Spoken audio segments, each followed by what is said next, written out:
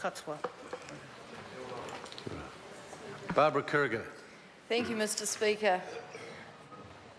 Tēnā koe, I would really like to welcome our people of Te Atiawa here this morning and acknowledge you for being present in the House. It's a pleasure, Mr. Speaker, to take a call on this bill.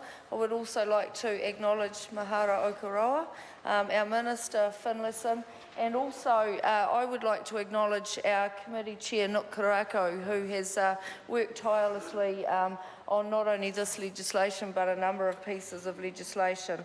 I'd also like to acknowledge the Te Atiawa iwi, those that have gone before us, and I know the work that people such as Wikatoria Keenan put into preparing for this deed of settlement.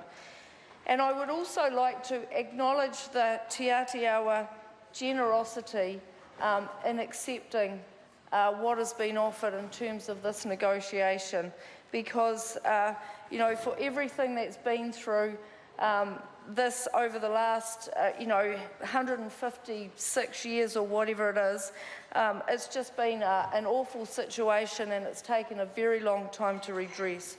Because by the mid-1850s, Crown land purchasing had contributed to hostility and fighting within Te Atiawa, resulting in loss of life for Te Atiawa people.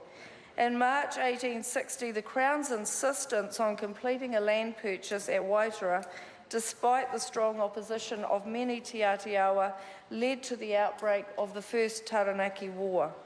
Fighting continued until a peace agreement in April 1861, which provided for the Waitara purchase to be investigated.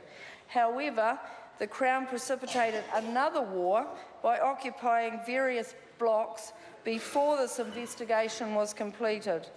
And although the Crown renounced the Waitara purchase, it was too late to prevent the fighting, which continued into 1864. The Crown exasperated the terrible impact of the wars on Taranaki by indiscriminately confiscating the entire rohe of Te Atiawa in 1865. In the 1870s and 80s, the Crown caused great distress to the iwi by the repressive measures it took to suppress the peaceful resistance campaign of Te Whiti o Rongamai and Tohu Kakahi, who established the settlement of Parihaka. And in 1879 and 1880, many Te Atiawa were made political prisoners and detained without trial in the South Island. And although the lands confiscated made a significant contribution to the wealth and development of this country, in recent years many Te Atiawa people have lived in very poor economic circumstances. The resilience of these people is evident, and today this growing iwi has a vision of the future that moves from raupatu to restoration.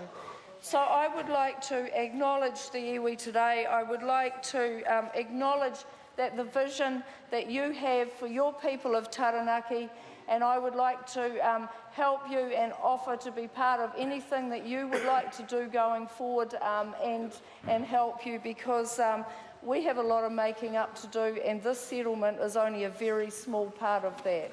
So thank you very much and for the opportunity. Thank you. The question is